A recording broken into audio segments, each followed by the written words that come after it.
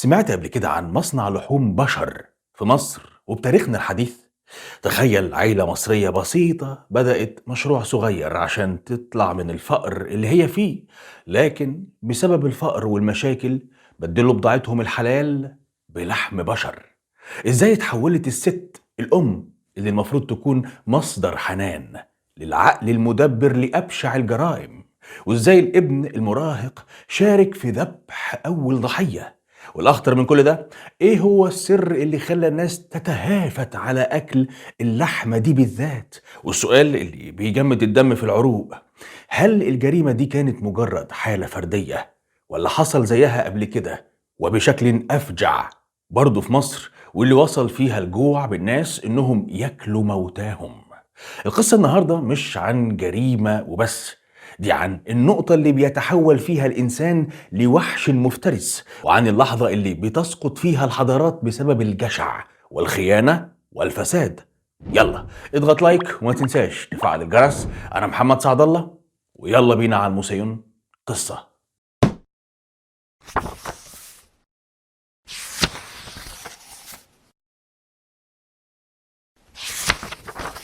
قصتنا كانت في سنة 1933 في قلب مصر.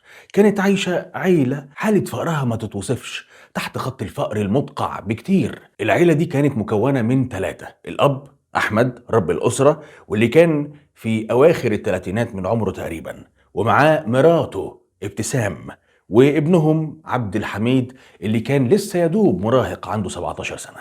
تخيل معايا إن حياتهم كانت عبارة عن خرابة ما فيها أي نوع من الأمان. يوم ياكلوا وعشرة لأ، وكل لقمة بتيجي بعد صراع مرير من الظروف الصعبة. أحمد كان بيتطوح يمين وشمال على أمل إنه يلاقي أي شغلانة شريفة تسد جوعهم، بس الدنيا كانت مقفلة في وشه بإحكام، وكأنها حلفاله ما تضحك له أبدا. حاول يشتغل عتال، عامل يومية، أي حاجة تخطر على بالك، بس الأبواب كلها كانت مسدودة في وشه. وده مع مساعدة ابنه عبد الحميد، واللي كان بيحاول يساعد أبوه بكل قوته، بس الحظ دايما كان ضدهم.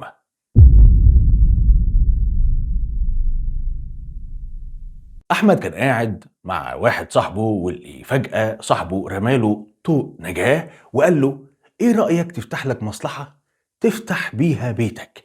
أحمد ضحك بمرارة كده وقال له: يا عم مصلحة ايه؟ وانا جيبي مفيش فيه مليم، هنجيب فلوس منين؟ صاحبه طمنه وقال له انه هيوديه لراجل جدع بيسلفه مبلغ محترم يبدأ بيه حياته. الخطة كانت بسيطة: ياخد المبلغ يعمل بيه مشروع ويسدد الدين على قسط شهري مريح. احمد جرى على مراته ابتسام وحكى لها الفكرة، وابتسام ما صدقتش واعتبرتها احلى فرصة. اتفقوا يفتحوا عربية كبدة، وابتسام قالت له: انا هطبخ وانت تبيع وعبد الحميد يروق للزباين. فعلا احمد قابل الراجل واستلم دفعة مالية كافية يجهز بيها العربية بكل معداتها، والاتفاق كان انه يسدد دينه ده على 5 سنين كاملة. فاحمد حس ان الدنيا خلاص اخيرا ضحكت له. ابتسام بدأت تطبخ، ونفسها الحلو في الاكل خلاهم يشتغلوا كويس. كانت زي اي ست مصرية شاطرة في الطبخ. العيلة بدأت شغلها بجد، وفي اول كام شهر كانوا ماشيين زي الفل وبيسددوا القسط بالملي.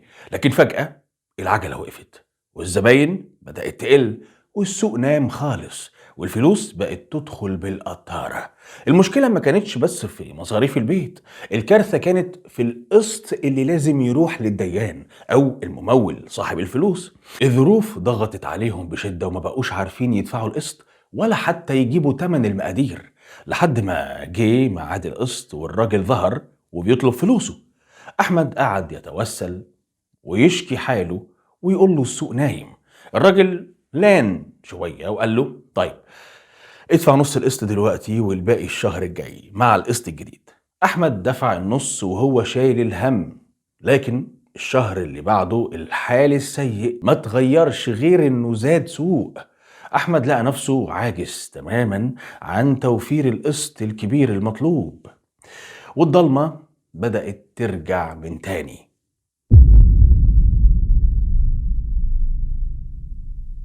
في الميعاد المحدد جه الراجل صاحب الدين تاني عند عربية الكبدة وبص في وش أحمد قال له بنبرة تهديد واضحة: فين الفلوس يا أبو عبد الحميد؟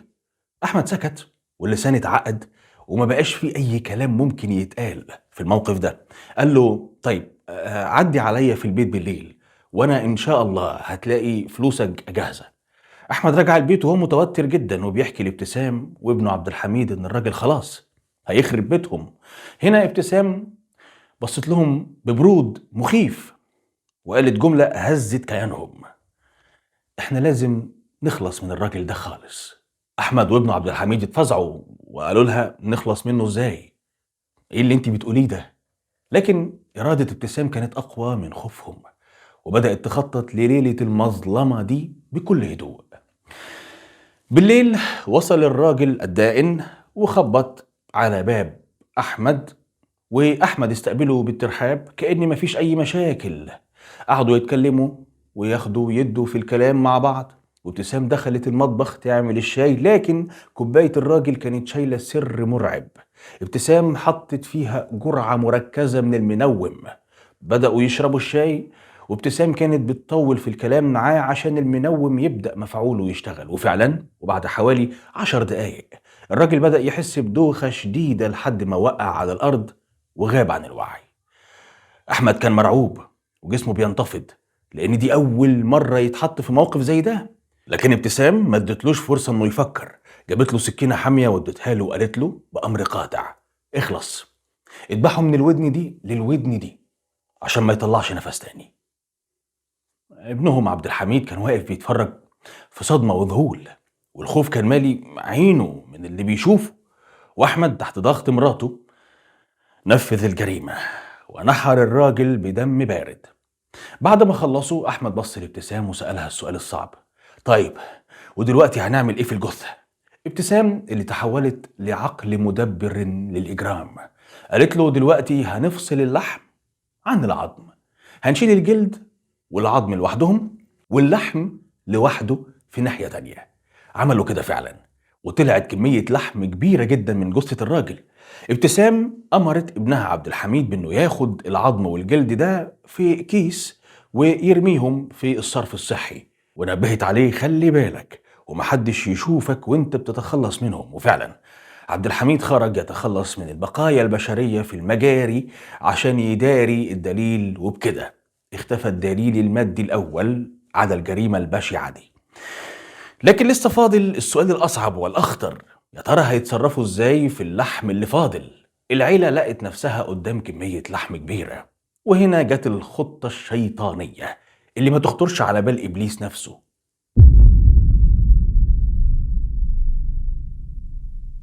أحمد بص لمراته ابتسام بذهول وسألها: إيه العمل دلوقتي في اللحم ده؟ هنعمل بيه إيه؟ ابتسام بدم بارد طرحت عليه فكرتها الجهنمية اللي كانت بتفكر فيها من أول لحظة. قالت له: أبدا، إحنا هنجيب فرمة لحمة وهنفرم لحم الراجل ده وهنخلطه كويس بلحم ضاني عادي عشان نضيع أي أثر أو طعم مختلف يخلي أي حد يشك فينا، وبكده هنعرض بضاعة جديدة على عربيتنا، هنعمل حواوشي وصدق.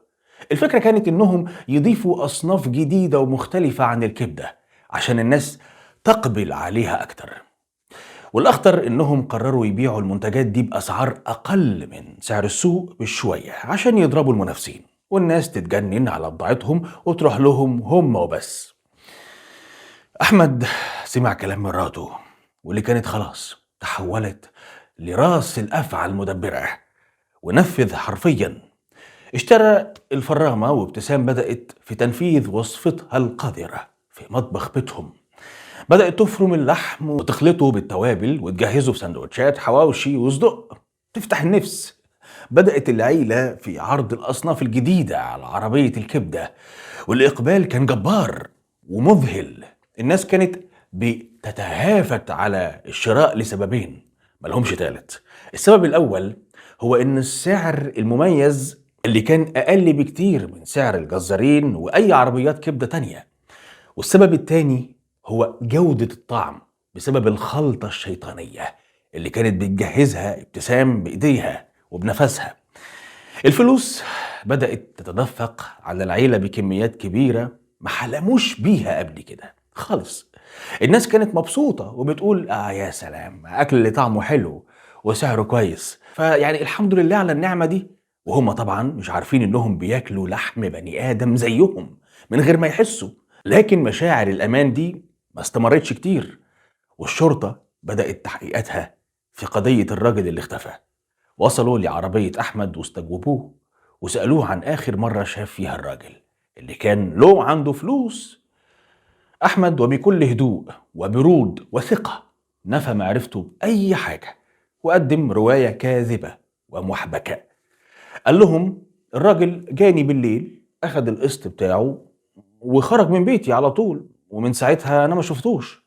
الشرطة بدأت تتحرى عن أحمد وتراقب تحركاته وتسأل عنه في كل حتة. سألوا الجيران والناس اللي في السوق وكلهم أكدوا إن أحمد راجل مكافح وسمعته نظيفة زي الفل. الناس قالت للمباحث إن أحمد ملوش في السكة الشمال والغلط ولا المشاكل أبدا. الشرطة اقتنعت في البداية إن أحمد ملوش علاقة بالاختفاء وسابوه يكمل أكل عيشه.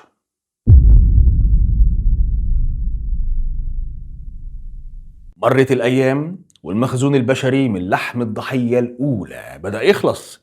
العيلة بدأت ترجع تشتري لحم ضاني عادي تاني، بس أسعار اللحم الطبيعي كانت غالية جدا. الغلاء ده كان هيخلي أرباحهم قليلة ومش هيقدروا يحافظوا على إمبراطورية الكبدة اللي بنوها بالغدر والدم.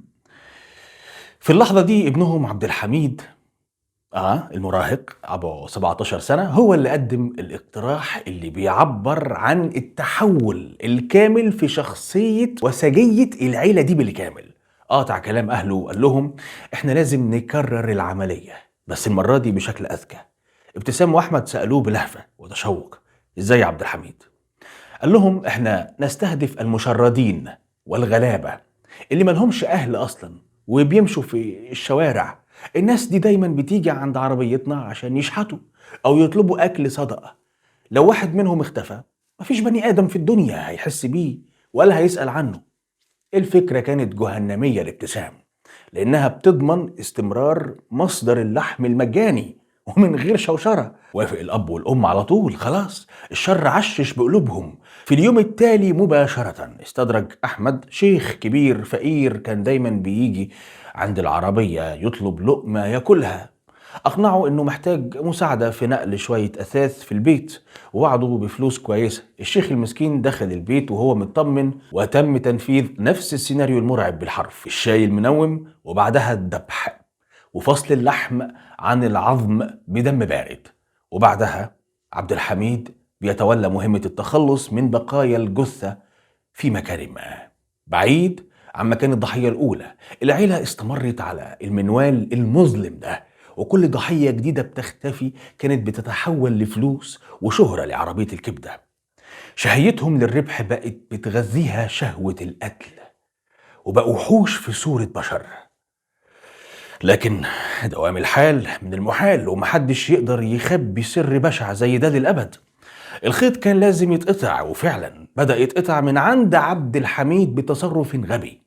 السر بدأ يتكشف بطريقة غريبة وكانت مفاجأة قلبت كل الموازين. في الفترة دي مركز الشرطة بدأ يجيله بلاغات متكررة ومقلقة جدا من الأهالي. ناس كانت بتكتشف أكياس مريبة مرمية في أماكن مختلفة، شوية في المجاري وشوية في الزبالة. ولما الشرطة فتحت الأكياس دي اكتشفت كارثة حقيقية: عظام وجلود بشرية. الشرطة استنفرت جدا من تكرار الظاهرة دي في أماكن متفرقة وبنفس الأسلوب، فالمباحث بدأت تشتغل بكل قوتها وأخدوا العظام دي وحللوها عشان يوصلوا لأول خيط. التحليل الكيميائي والطب الشرعي وجهوا الضربة القاضية في الحتة الفاضية. اكتشفوا أن العظام دي بتتطابق جينيا مع الراجل الأول اللي اختفى من فترة، الديان، الراجل اللي كان دائن لأحمد بتاع عربية الكبدة وطالب بفلوسه. الشرطة رجعت تربط الخيوط ببعضها تاني. الراجل ده اختفى بعد ما كان رايح لأحمد. صحيح التحريات الأولى قالت إن أحمد راجل كويس بلا بلا بلا، لكن دلوقتي العظام والدي إن إيه هم اللي بيشاوروا عليه. ليه؟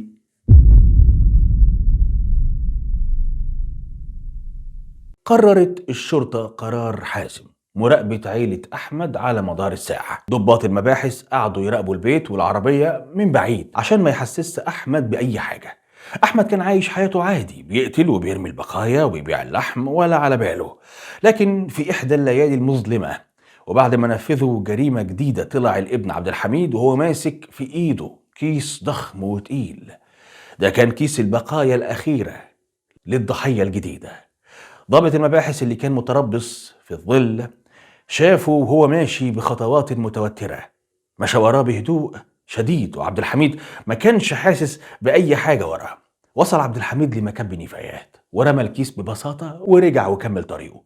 الضابط استنى لحد ما عبد الحميد اختفى، وبعد كده راح للكيس وفتحه. الصدمة كانت قاضية، عظام وجلود بشرية طازة. في اللحظة دي اتأكد الضابط انه قدام عصابة متسلسلة، مش مجرد جريمة قتل عادية. تم التحرك بسرعة البرق واعتقال العائلة بالكامل. أحمد وابتسام وابنهم عبد الحميد تم تحويلهم فورا لجهات التحقيق عشان يبدأوا كشف المستور. وقدام المحققين جبل الصمت انهار تماما، بدأوا يعترفوا بالجرائم بالتفصيل. وأحمد وعبد الحميد أقروا إن ابتسام هي العقل المدبر لكل جريمة، هي اللي كانت بتخطط وتنفذ وتقترح طرق التخلص من الجثث. المفاجئ والمخيف إنهم اعترفوا بكل حاجة دون أي ندم أو تأنيب ضمير. الجهات القضائية ما استنتش كتير، والأوراق تحولت إلى المحكمة لأن الجريمة كانت بشعة بكل المقاييس بشكل لا يحتمل. وتم إصدار الحكم الصارم والنهائي، الإعدام. بس لو فاكر إن الجريمة دي مفردة حصلت في مصر، فخليني أقول لك للأسف أكل لحوم البشر كان الوجبة الرئيسية والوحيدة لجدي وجدك من الشعب المصري في يوم من الأيام. اللي هحكيه في الدقايق المتبقية من قصة اليوم هي كمان قصة حقيقية حصلت في مصر وعلى مستوى الشعب بالكامل.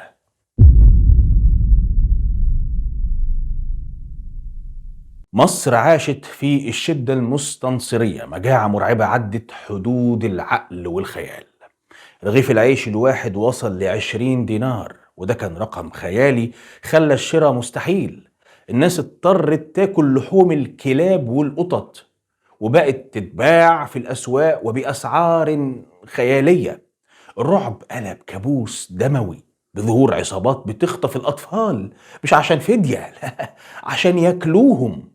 جذور الكارثة بدأت سنة 427 هجرية لما المستنصر بالله مسك الحكم وهو طفل عنده 7 سنين. طفل.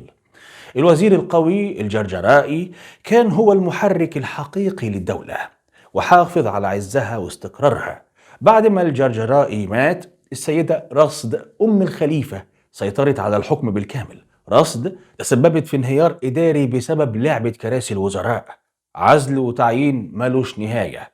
الأم ارتكبت غلطة العمر لما قسمت الجيش ل3 فصائل بتكره بعض، أتراك ومغاربة وسودانيين.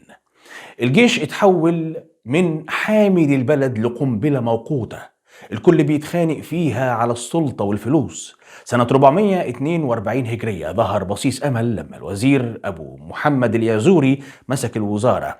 اليازوري نجاح باهر إنه يسيطر على الجيش المنقسم، وكان بينزل الأسواق بنفسه يشوف أحوال الناس. والدولة المصرية كانت متعودة تشتري قمح احتياطي كل سنة عشان تفرمل التجار لو الأسعار غليت. اليازوري بقى عمل غلطة العمر لما شاف الأسعار مستقرة وافتكر ان الازمة مش هتيجي ابدا. اقنع الخليفة انه يوقف شراء القمح ويشتري بداله سلع رفاهية زي العسل والبخور والصابون. بسبب القرار الغريب ده مخازن الدولة فضيت من القمح الاحتياطي تماما. اللحظة دي كانت هي القشة اللي قطمت ظهر البعير وسلمت رقبة مصر للمجاعة.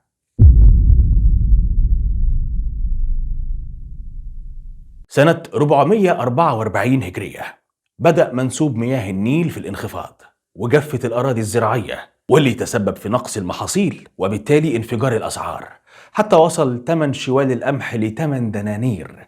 حاول الوزير اليازوري انه يظبط السوق بسحب الغلال من المحتكرين وفرض تسعيرة إجبارية. نجح اليازوري مؤقتا في خفض السعر من 8 دنانير ل3 دنانير، لكن الوضع كان أكبر من الحلول الجزئية.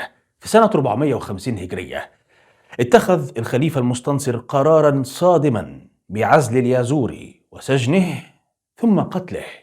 وقرار القتل ده كان بسبب غيرة المستنصر منه ومن نجاحات الوزير وبتحريض من أمه راسد.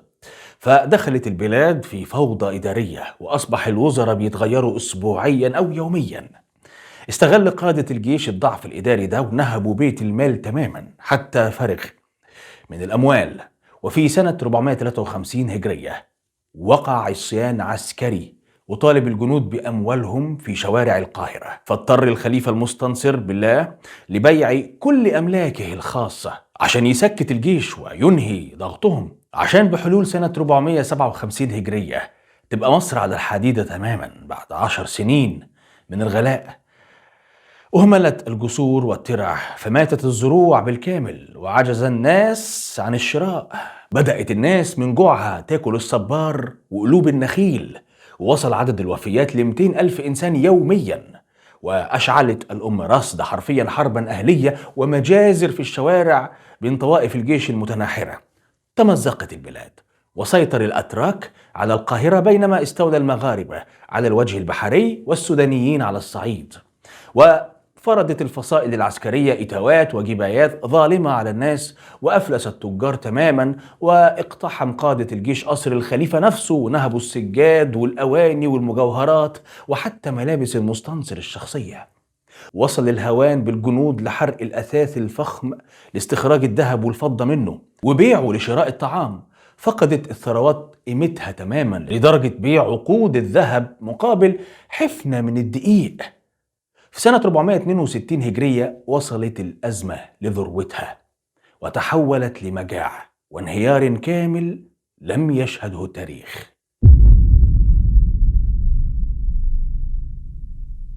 في المرحلة دي القمح والغلة خلصوا تماما من كل المخازن، مفيش أي مصدر طعام متبقي في البلد كلها.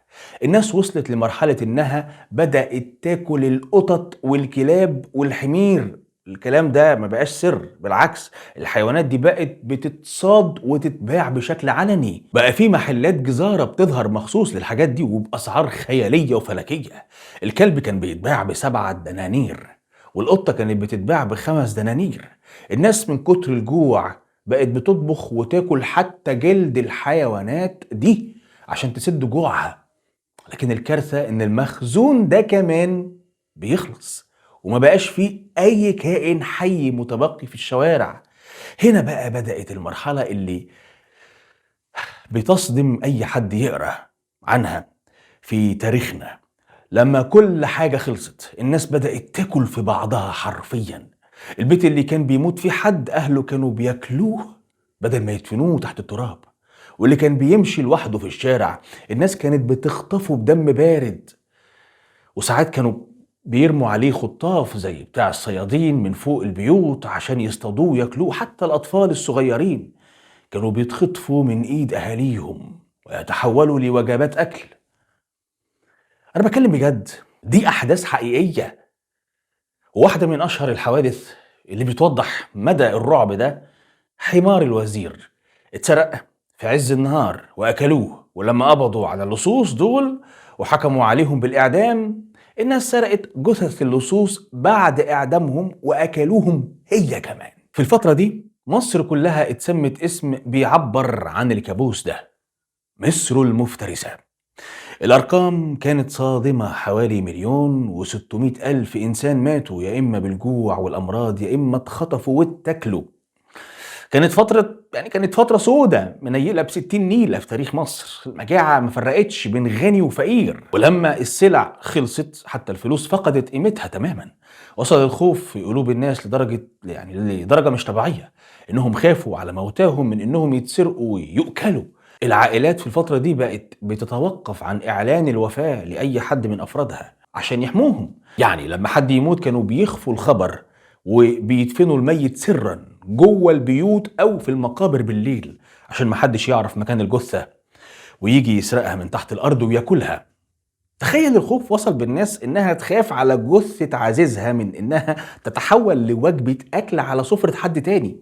ودول طبعا كانوا أرحم بكتير من الأسر اللي ما لقتش حل غير إنها تاكل ميتها عشان تعيش. الجوع ما وقفش عند الغرباء، المؤرخين بيشيروا لحوادث بشعة جدا زي إن أصحاب أكلوا بعضهم وعبيد أكلوا بعضهم، والشدة دي ما تركتش أي مجال للرحمة أو للصداقة أو لصلة القرابة.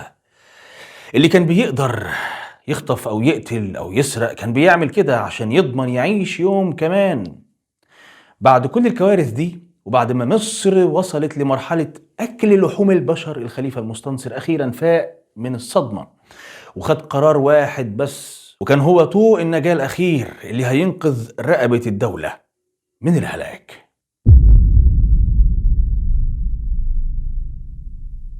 سنة 466 هجرية المستنصر استنجد ببدر الدين الجمالي اللي كان والي عكا وقتها في فلسطين. بعت له رسالة استغاثة بتقول: الحقنا، احنا بنموت، تعال خد الوزارة وكل الصلاحيات اللي انت عايزها، بس انقذ مصر. الجمالي كان راجل بألف راجل وما وافقش غير بشروط قوية وواضحة. الشرط الأول إن الجيش الفاسد يتصفى تماما، وقال له: أنا هاجي بجيش رجالي، أما جيشك اللي بوظ البلد ده ما يلزمنيش. الشرط التاني صلاحيات مطلقة، يعني ليا الحق أعمل اللي أنا عايزه ومع أي حد وفي أي وقت. المستنصر وافق فورا وقال له: يا راجل، احنا في أسوأ حال ممكن نكون فيه، تعالى واعمل اللي انت شايفه صح. الجمالي وصل مصر، وطبعا قادة الجيش الأتراك الفاسدين استقبلوه أحسن استقبال، هو كمان قابلهم بالترحاب والأحضان وكأنه واحد منهم وصاحبهم من زمان. لكن الجمالي كان بيخطط لحاجة تانية خالص وصدمة محدش يتوقعها. عزم كل قادة الجيش على عشاء ضخم وسهرة طويلة عشان يطمنهم، وبينما العشاء شغال والكل مشغول البال بالأكل والشراب، الجمالي كان موصي رجالته بره: أي حد يخرج من عندي تطير رقبته فورا. وفي الليلة دي عمل للجمالي مذبحة تاريخية اتعرفت باسم مذبحة المساء. مصر صحت تاني يوم الصبح ما فيهاش ولا قائد تركي واحد من قادة الجيش المتمردين اللي كانوا بيتمردوا على الدولة. قتل حوالي 200 ألف شخص بين قادة وضباط فاسدين، وكمان صفى كل الوزراء اللي كانوا قبله. الجمالي ما كانش بيهزر، يعني كان عارف ان مصر لازمها دم جديد عشان تتنظف من العفن اللي فيها. بعد ما صفى الوجوه الفاسدة، الجمالي بدأ يشتغل فورا على إصلاح البلد. أول حاجة عملها هي إعفاء كامل للفلاحين من الرسوم لمدة 3 سنين، وقال لهم: يلا ازرعوا والأرض أرضكم. تاني حاجة بدأ يشتغل بنفسه على إصلاح الجسور والقنوات اللي كانت مدمرة بسبب السنين اللي فاتت. لكن كان لسه في مشكلة تانية: التجار المحتكرين اللي مخزنين الغلال ومستنيين الأسعار تولع. الجمالي نفذ خطة جهنمية لإرهابهم وكسر شوكتهم للأبد. جاب مجموعة من المجرمين المحكوم عليهم بالإعدام ولبسهم ملابس تجار فخمة وصفهم جنب بعض، وبعدين عزم كل تجار مصر الحقيقيين عشان يتفرجوا على المسرحية دي، وبدأ يحاكم المجرمين دول بصفة إنهم تجار، وبصوت عالي قال: ده عشان منع الغلة على الناس اقطعوا راسه، وده عشان كذب وقال ما عنديش بضاعة وهو مخزنها اقطعوا راسه. التجار الحقيقيين شافوا المشهد ده والرعب سكن قلوبهم وفهموا الرسالة صح. جريوا على الجمالي على طول وهم بيترعشوا وقالوا له: احنا في ايدك، احنا بص، احنا من ايدك دي لايدك دي وتحت امرك، بس ارحمنا. ها. الجمالي قال لهم بلهجة حاسمة: طلعوا كل البضاعة اللي مخزنينها في المخازن فورا. وبقدرة قادر طلع التجار آلاف الأشولة من القمح والغلال اللي كانوا مخبيينها عن عيون الناس. الغلال اللي اتوزعت على الفلاحين، والزراعة رجعت للحياة، والأسعار نزلت للأرض، عجلة الاقتصاد دارت من جديد. وبكده تكون انتهت الشدة المستنصرية رسميا سنة 470 هجرية.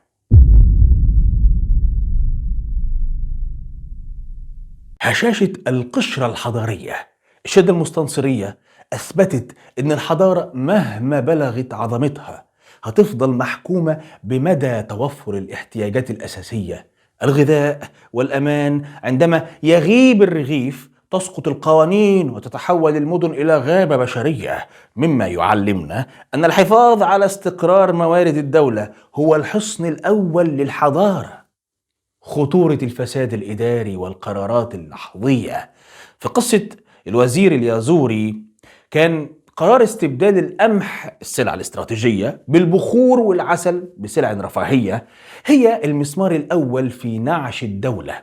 الدرس هنا هو أن الأمن الغذائي لا يجوز المقامرة به تحت أي ظرف كان، وأن الرخاء المؤقت قد يخفي خلفه كوارث. التدحرج نحو الجريمة مبدأ الخطوة الأولى. في قضية عيلة أحمد وابتسام شفنا أن الجريمة ما بدأتش بأكل لحوم البشر، بل بدأت بقرار التخلص من الدائن، وبمجرد كسر حاجز الدم الأول بقى القتل وسيلة سهلة للتربح. الدرس هو أن التنازل الأخلاقي الأول هو المنحدر اللي ما بينتهيش إلا في قاع الوحشية. دور المحرك أو العقل المدبر تحول الأم ابتسام من مصدر للحنان إلى عقل مدبر لجريمة. بيثبت أن الشخصية القيادية داخل الأسرة إذا انحرفت جرت معها الجميع. الأب والابن انقادوا وراء تخطيطها، مما يوضح أهمية الوازع الأخلاقي الفردي حتى لا يذوب الإنسان في قرارات الجماعة الخاطئة. غياب الرقابة والعدالة بيولد المسوخ، سواء في سنة 1933 أو في عصر المستنصر بالله. عندما يغيب القانون وتنتشر الرشوة أو الفوضى بيظهر المحتكرون والقتلة. تدخل بدر الدين الجمالي الحاسم أثبت أن العدل الناجز والضرب بيد من حديد على يد المفسدين هو الطريق الوحيد لاستعادة هيبة الدولة وإحياء الضمير الجمعي. الفقر ليس مبررا لسلب الإنسانية، رغم أن الفقر كان المحرك، إلا أن ملايين المصريين عبر التاريخ واجهوا الجوع بشرف وماتوا بصمت دون أن يتحولوا لقتلة. قصة أحمد وابتسام بتؤكد أن المعدن الأخلاقي هو اللي بيحدد المصير، والفقر قد يكون اختبار للمبادئ وليس ترخيصا للوحشية.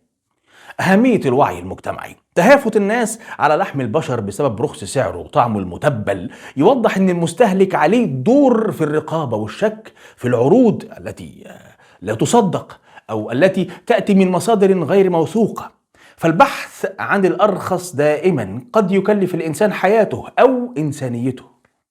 وبس كده، بشكرك أنك وصلت لغاية هنا. وعلى فكرة، ممكن في التعليقات ترشح لي قصص وموضوعات حابب تعرف عنها. اتأكد انك ضغطت لايك وفعلت الجرس عشان يوصلك اشعار بقصة جديدة هنا في الموسم قصة.